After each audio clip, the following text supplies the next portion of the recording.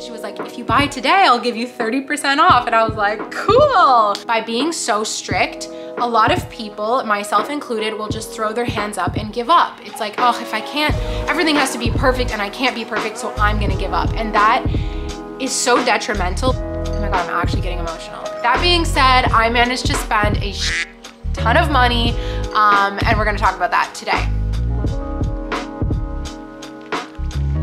Hey everyone, and welcome back to my channel. Welcome to another monthly money update. This one is for the month of September. I hope you're having a good day as you're watching this. I am having the best day ever. It has been totally focused on finances. I woke up quite early for a Saturday. I woke up around 7:30, and I was at my boyfriend's house. I sat on the couch there, watched Gilmore Girls, and prepared this video. I was doing all of my budgeting. I was also sending out some invoices for some copywriting work, and it was just a very cozy, very good vibe, and I had no anxiety. It felt just so good.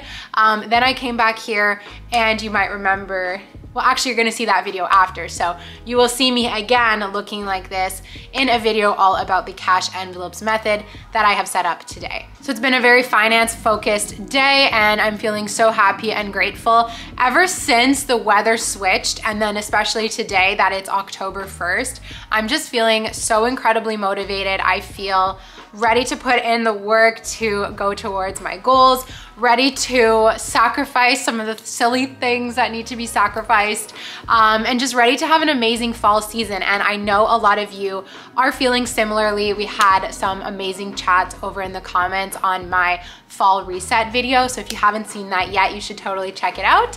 But I'm so happy you're here today. So I'm not gonna rush through this video, but I feel like this is going to be a bit of a quicker, perhaps just more chatty, less structured video for the monthly money, because I really don't have that much to say this month. I feel like I've said so much in my monthly reset, and I also feel like I said a lot in the Q&A that I just uploaded. We did a personal finance Q&A, mostly talking about finances in my relationship, and then the cash envelopes video that you guys will see in a couple of days. I feel like I've said it all. The other reason I don't have much to say this month is I spent most of the month of September out of the country. I was in Colombia. I have the travel vlogs up for that if you would like to see those. They were so much fun. So I wasn't here most of the month, so it wasn't a typical spending month. But that being said, I managed to spend a ton of money, and we're gonna talk about that today. So as usual, I would love for you guys to let me know in the comments how you are currently feeling about money, as well as your most expensive and best purchase of the month. My most expensive purchase of the month in one shot was either my plane tickets to Colombia, but technically those were not bought this month. They were bought a couple of months ago. So I would say the most expensive thing for the month was actually dog sitting for my dog Maggie while we were on the trip. That was very expensive. Of course it was necessary, however, ouch. And my best purchase of the month was all of the extremely cheap but delicious lunches I had in Colombia. They were amazing. We ate a lot of like typical Colombian food with like the beans and the meat, and the plantains. Oh my gosh, fish, like so good. And they were all so cheap. It was amazing. So those were my most expensive and best purchases of the month. I can't wait to hear yours. Now let's get into how I've been feeling about money. So this month, I don't have much to say on how I was feeling because I barely thought about money the whole time that I was on vacation. So the thing with my vacation, we planned it in, I wanna say July. We planned our trip to Colombia, purchased the tickets then. My boyfriend actually bought the tickets and I have yet to reimburse him. So I haven't felt that ouch yet of paying for plane tickets, nor paying for the resort that we stayed on. But anyway, so a lot of the things that we did for that vacation were prepaid. So once we went on vacation, the first week we were staying in an all-inclusive resort, so there was no exchange of money that first week. And the second week, everything was so inexpensive, you guys. It was crazy. We ate super well. We just really enjoyed life, coffee, going on these tours, but we really didn't spend all that much money, especially on a day-to-day. So I felt very free while on vacation. I was not worried about finances, which felt amazing. The other thing that I want to say and put out there that I'm very proud of is when I used to go on a vacation, whether it was to a resort or to Florida or even just a weekend away in Toronto, I would center those trips so much around shopping. You guys know I'm like a self-proclaimed shopaholic. I still feel like I'm a shopaholic, but when I reflect on how it used to be, it's like, oh my gosh, I have come miles and miles and miles. And a lot of my trips used to really be centered around shopping. It was like, what can we go buy? What kind of clothes can I buy? Souvenirs, little trinkets. Like I was always looking for something to buy, and a day or an excursion or an outing would not be successful unless I purchased something. And I'm so proud that I've really moved away from that mentality, because it makes travel so much more affordable. Like travel is already very expensive, and it's such a privilege to be able to go on a trip that you don't need to feel that extra like guilt when you come home of like, oh my God, I bought all these clothes like just because I was on vacation. So I really didn't buy a single thing except for one sweatshirt that was $20 Canadian while I was in Colombia. So I'm very proud of that. I'm very proud that we just centered the trip around experiences and not just shopping all of the time. So that was a big win for me. So again, I really didn't have any like worries or anxieties about money. When we came back and I finally checked my bank statements, it was kind of like a punch in the stomach because there were so many things that I kind of forgot that I had purchased. Like I felt like we had spent so little money on vacation that I was expecting to come back and see like very low credit card bills. However, I did come back to quite high credit card bills, and there's a few reasons for that. We will get into my spending later in the video, but there was the big thing. I had to get a vaccine, a couple of vaccines before going to Colombia. That also, it's kind of funny. I have never been to a travel clinic before this time. I went to Indonesia, I went to Bali, and I didn't get a single vaccine. And then she showed me Bali on the map and was like, you needed all of these vaccines that you don't have. And I was like, well, I'm still here. So I'm really not the type to like be proactive like that. And now I see why, because it cost $400 to get a couple of vaccines. And that was really expensive. Obviously it's like necessary, but ouch. I also had like a kind of a silly purchase that I don't regret, but you know how it goes. Anyway, all that to say, I did come back to quite high credit card bills, but I was like, you know what, Zoe, it's okay. It's okay. The other thing that made me feel better is, okay, let's rewind. I tend to do this thing where I see a number on my credit card statement and I freak out. I'm like, oh my God, what did I do? You know, I freak the F out. And then once I sit down and actually do my budgeting and work through everything, I'm like, oh, it's not so bad, it's okay. So I'm trying to practice not freaking out until after I've done my budgeting, because usually that just avoids a freak out altogether, except for that 1 month where I made very, very little money. But other than that, doing the act of budgeting is helpful. So I nipped it in the bud, the freak out, the potential freak out of when I looked at my credit card statements, nipped that in the bud. And then once I sat down and actually went through all of my expenses and went through all of my budgeting today, realized everything is going to be okay. Like, yes, it is high. No, it is not the end of the world. It is not worth crying over. It is not worth feeling like shit over. It's just worth constantly learning from. We managed to avoid a freak out, which is amazing. So that brings me to another point that I want to say, that I feel like I learned a really important lesson today with lighting some candles and just having fun with budgeting. Like, it doesn't need to be this scary thing. And like, you can have your music on in the background. You can have a podcast on in the background. You can have your favorite show on in the background. You can do it from your couch. And like, I don't know, it's just so nice. And I think changing up the environment in which you do your budgeting can help change your mindset.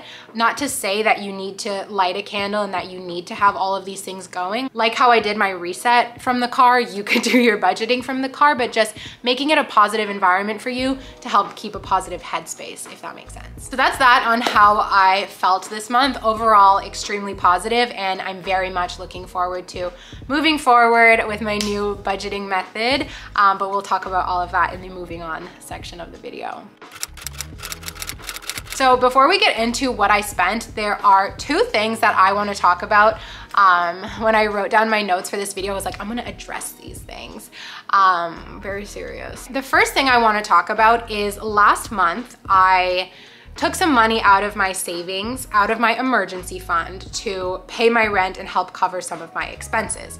And most people were very supportive as usual, and then as usual, there's a couple of negative comments, which I'm really starting to learn to just brush them off. But I also want to talk about them because it's important to have a discussion. And when I say negative comments, I don't mean like mean comments. I'm not saying that this person was coming from a bad place or anything like that. I'm not going to assume anything like that. It was just negative about something I said, disagreeing or whatever.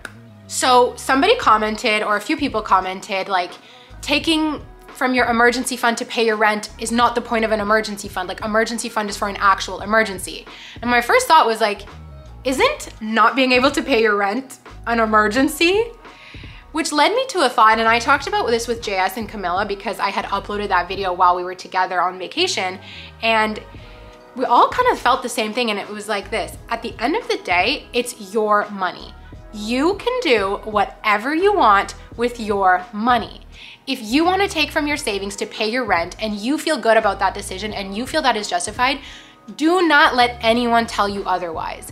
There are all these like preconceived rules and ideas about this has to do that and that has to do this and that we see on these finance videos and that we hear and read about and listen to, and they just drive me crazy because I find what they do is that by being so strict, a lot of people, myself included, will just throw their hands up and give up. It's like, oh, if I can't, everything has to be perfect and I can't be perfect, so I'm gonna give up. And that is so detrimental. Like, we shouldn't be so hard on people. Like, as long as you're trying, that's what counts. And as long as you're working to get better, if every day or every month you make small changes to get better, think of the compounding effect of that over your life. Rather than just putting this pressure on yourself to be perfect, just do the best you can. And remember, it's your money. If you work for it, if you earned it, if it sits in your bank account, it is yours to do whatever you want with it, and no one can tell you otherwise. So that was one thing that was on my mind. Similarly, somebody else commented on that video asking me for their opinion on some advice that they heard. And the advice was that if you have debt, you should not go on vacation, you should not travel. There's a few other things. You shouldn't do a bunch of stuff until you are completely debt free. And this person was asking me if I agree with this. And my answer is no. I don't agree with this. I know how shitty it feels to have debt. I've been there. When I had debt, I really didn't want to travel a lot. There were a lot of things that I didn't want to do because I felt like I didn't deserve to. And at the end of the day, I'm really happy with how quickly I paid off my debt. I don't really look back and think like there was something big that I missed out on, but I also didn't, it was COVID, so there wasn't that many opportunities that I missed out on. That being said, let's say I was in debt right now, if I were to look back and have said no to going on this Colombia trip, I think I would regret that deeply, because this was kind of a once in a lifetime opportunity to go to Colombia with my best friend, with my boyfriend. Like, when is that gonna happen again? To see the town and the country that my best friend grew up in, to meet her family, it's so important. Like, I could cry about how special of a trip this was for me. Oh my God, I'm actually getting emotional. And so it's just like, you can't deny yourself these life experiences because you have debt. Should you be shopping like crazy while you have debt? No. Should you be going on a bunch of vacations where the only goal is to like get drunk and that's it and you do it very frequently? No. But you have to find this balance of continuing to live your life while you have debt, because I hate to use this expression, but it's kind of true in this case. You could get hit by a bus tomorrow And are you gonna look back on your life and be like, thank God I was frugal? Or are you gonna look back on your life and be like, thank God I did the best I could with my money, but also lived my life? It's about balance. And I'm just so over these like extreme personal finance advices that make people feel like shit. Like that's what they do. They make you feel bad. They make you feel like the decisions you're making are not the right ones. And it's just not the case. If this person who made that video wants to live their life extremely frugal and that is what gets the most satisfaction out of life for them, that's amazing, but you can't force that belief on anyone else. So my philosophy is like, you have to think about it. You have to think about what's worth it. Like when I had student debt, I went on exchange to Australia. It was the best decision I ever made. That opportunity will have never come to me ever again in this life to go be a student in Australia at the age of 22. I will never ever again have that experience, and it was an incredible experience. I wouldn't change it for anything, and it made me take on extra debt, and I'm grateful for it. Now, let me be clear that I'm very pro being debt-free. It's an amazing feeling, it's a huge accomplishment, and it's a weight off of your shoulders. Paying off debt takes sacrifice. I know this firsthand, you guys. There is a lot of things you are going to have to say no to. But what I want you to think about is saying yes to the things that you will look back on your life and think, thank goodness I did that. I don't even remember how much it cost. And say no to those things that you will look back on and think, oh my gosh, why did I spend so much money on that? Deciphering between the two is actually very personal, which is why I don't believe in giving blanket advice. You're going to need to sit down, reflect, and think about it. And remember, at the end of the day, it's all about balance. The other thing I wanted to say is businesses take on debt. Countries take on debt all the time. And it's not to say that we should be taking on debt for frivolous things, but if something is really important for you, it's going to be a core memory for you. That's an analysis that you can make whether or not it's worth it. Don't let some dude on the internet or even some girl tell you what to do with your money. All right, just went and got my computer. Let's roll into the what I spent portion of the video. Okay, let's start with my Amex. The first thing that I bought was some Clarins. Was it Clarins?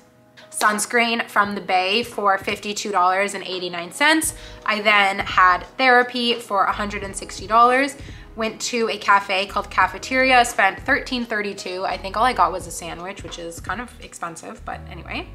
I bought dog food for $74.72. I went to the pharmacy. I think I bought like laundry detergent. I had to buy some bleach. And something else, I don't remember, for $18.49. This was my impulse purchase of the month. I ordered those Array de-bloating pills. I've heard them advertised on like every single podcast, and I also was getting the targeted ads, and I finally caved and ordered them. I spent $70 on them, and I do think they work though. I've tried them a couple of times, and I do think they work. However, it was a bit pricey, so $70 on Array. Also, I justified the purchase by being like, there are so many ads for this stuff. Let me see if it's actually like worth it. You know, that was my justification. Good food, that was groceries for $43.78. The dog sitter, which I mentioned earlier, for the whole time we were in Colombia, $550. I had to buy travel meds for traveler's diarrhea, which I didn't end up getting. I was like, can I just like get it so that this will have been worth it? I'm kidding. That was $86, but that was for two of us, so that's gonna be split in half with JS. I did another impulse purchase from H&M for $148, but I returned everything. I did a poll on my Instagram. I bought 3 sweaters with the intention of only keeping one. However, the poll on Instagram was so split, and at the end of the day, I wasn't like in love with any of the purchase, like with any of the sweaters. So I just returned everything, and that felt great. So 148 out, but back in. QuickBooks, $17.25. Avianca, which is a Latin American airline, $342, but that's split 3 ways because I paid for all 3 of the flights for us within Colombia. So that's going to be split with Camilla and JS in 3. Another big purchase of the month. This is what I mean, you guys, what I was talking about earlier, that I just have these like expensive purchases. Like my spreadsheet is the smallest it's ever been in terms of the list of things that I bought. but the individual things were quite pricey. So I bought new ski boots for $379. Skiing is so expensive. Like, that is so me to choose a freaking expensive hobby, but it really does make the winter better. It's a really fun activity, and believe it or not, this was a great deal on the boots. These were 40% off. So you can see like how expensive ski stuff is when like 40% off is still almost $400. But me and Kamid now have matching ski boots, which is sick. I expect nothing less from us than to have everything matching. So we got new ski boots.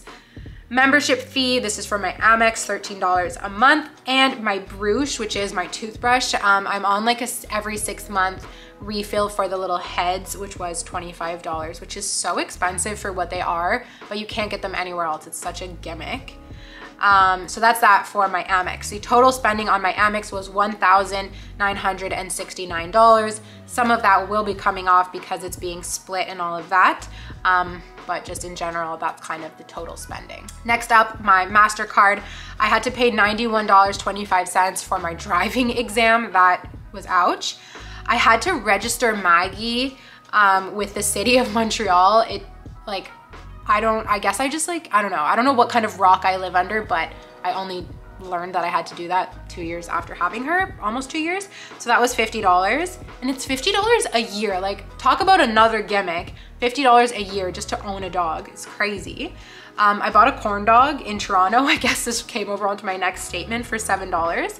I bought Subway for $12. I love Subway. Also, you guys, I got these new Subway coupons in the mail. I only have 10 more days to use them. The last monthly money, I talked about Subway so much that people in the comments were like, I need to go get Subway. Yes, you do. You do need to go get Subway. It's so good. So Subway for $12. Then I got a coffee for $7. I had to do another dog registration because Montreal is weird, and Montreal is a city, but then within the city, there are like these little sub-cities, and they need their own dog registration. So I had to register with the city of Montreal for $50, and then I had to register with the city of Westmount for $30, which is literally a city inside of Montreal. They just have really good dog parks, and if you want to bring your dog to the dog park and avoid a fine if ever you get like audited, you have to pay the $30 fee, which sucks, but I guess it's also kind of like the fee to use the dog park. So anyways, $3.50 for the Metro. My Apple storage subscription every month, $4.60. I went to the grocery store, $37.82. Went again to the grocery store, $139.78. That was a big shop. My Apple PayBright, so this is the payment plan for this computer. In December, this will be completely paid off, and I can't wait for it to be paid off. I can't wait to no longer see this $140 charge on my computer. The travel clinic, ugh, and when I say the words travel clinic, I can feel the needle going into me. And I told this story time in the vlog when we went and got them done, but I almost passed out. I hate needles so much. Spent another $31.50 buying a bunch of Metro passes all at once. Another big expense the girl got me at the yoga studio. So I went to take a yoga class, and I guess I only had one pass left in my account. And she was like, if you buy today, I'll give you 30% off. And I was like, cool. So I spent $250 on 20 yoga classes, hot yoga at Enso in Montreal, if you're familiar. Love that studio. I'm glad to have these passes. They never expire, but did I really need to buy that right before I went on vacation? But she just got me with the like, it's today only in studio. So gimmicks galore. Spotify, $15. My Spotify bill went up because now I'm on a duo plan with Camilla. Bulk Barn, $10. I went to this restaurant in Bromont, Quebec called Gaia, $30. Went to the grocery store, $8.73. Tacos Victor, $18.04. And then we have two purchases in Columbia. Coffee Park, I think this was like a sweater or something, $16. I think that was the sweater I was talking about. And a pizzeria for $35.82. More Columbia purchases will filter through. It's just because my statement closed in the middle of the trip. So that's everything I spent on both of my credit cards. The total for my MasterCard was $1,333.45. 333, we love it. The last thing was my debit card. I really didn't spend much on debit this month. We have the coffee tour that was $70 and an ATM withdrawal while I was in Colombia for $100. both of those purchases are going to be split with JS. I also, like I said, owe him money for the flights and for the resorts. We will sort that out later, but I think most of that money I've already got put aside into savings. So my total spending for the month of September was $3,477.86. Quite high, like pretty effing high, honestly. And my total owing is $3,302. So it's very high. It's not as bad as it's not worth crying over, but it is definitely something to work on bringing down, and we're gonna work on that, so it's all good. So I'll put up on the screen the totals by category. Of course, the highest one is vacation, and I'll also put up on the screen all of my fixed expenses as well. We won't go through all of those.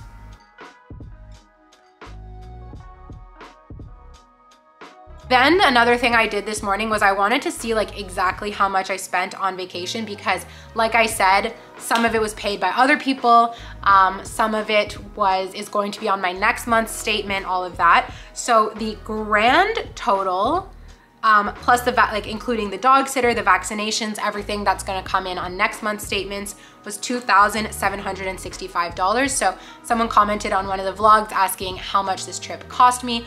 All in all, this trip cost me almost $3,000, but that again includes the vaccines and the dog sitter. If we scratched out those two expenses, my total spending, including the flights and the resort, was $1,815. So it's a pretty affordable vacation, especially considering how long we were gone for.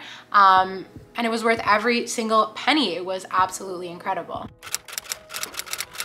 So that's that for the spending. The last section of this video is moving forward. Now, a lot of those things, the moving forwards, I'm talking about in other videos. So again, the reset video, I have a vlog coming up talking all about my new job and how I'm gonna manage the finances of that. So I don't wanna go into that in detail here. You guys can check out those videos, as well as the cash envelopes. I thought I'd give you guys a little sneak peek. I set them all up today, and I'm so incredibly excited. Basically, this is my new wallet, and this is all of my spending for the month. So next month, there will hopefully be very, very little spending on credit. It's mostly all gonna be done on cash through this method.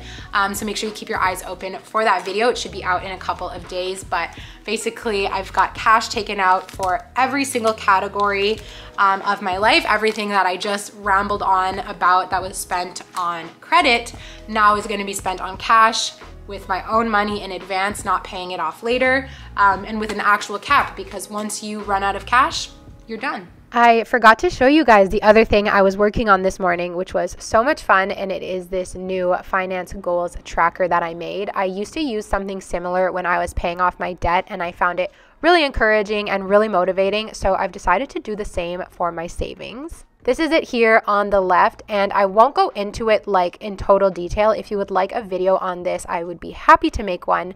But basically, I just wanted to give you guys a quick glimpse because it did have me super motivated. This is the landing page where I listed out all of my financial goals as well as the monthly contribution that would be necessary. And then down here, I made these little what are they called? Like those heat, like a thermostat. Anyways, so these will fill up with color as I contribute to my goals. You would just change the color of the cell. So we have emergency fund, vacation, and my RSP. I think this is a really nice way to visualize your progress towards your goals, and I can see that I'm almost halfway towards my emergency fund goal, which is amazing. In the individual tabs, you have the log. So every time you contribute to your emergency fund, you can put in the date, the amount, and this here will automatically calculate how much you now have in that account, as well as how much is left to get you to your goal. So I find this really, really motivating and reassuring. And again, I'd be happy to walk you through this in more detail. Just let me know if that's something you would like in the comments. So that's that for this video, you guys. It was short and sweet-ish. Hope you guys liked it. I'm so happy that you spent the day with, I don't know, I'm just so happy. I just love you guys so much. That's one thing I want you to know and understand. And if you take away anything from this video, let it be that I love you and that I am cheering you on, and that don't be so hard on yourself with your finances. Every day and every month that you do better, you're doing better for the rest of your life, and future you is gonna thank you. So thanks for hanging out with me. I love you so much, and I'll see you in my next video. Bye. That was weird. Bye.